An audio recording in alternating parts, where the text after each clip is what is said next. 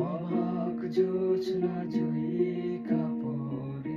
হাত বাড়াইয়া ডাকে আমার ভাঙা ঘরে ভাঙা চালা ভাঙা বেড়ার ফাঁকে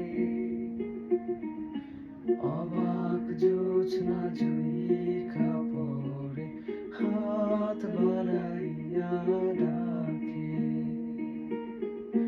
হাত ইশারায় ডাকে কিন্তু মুখে বলে না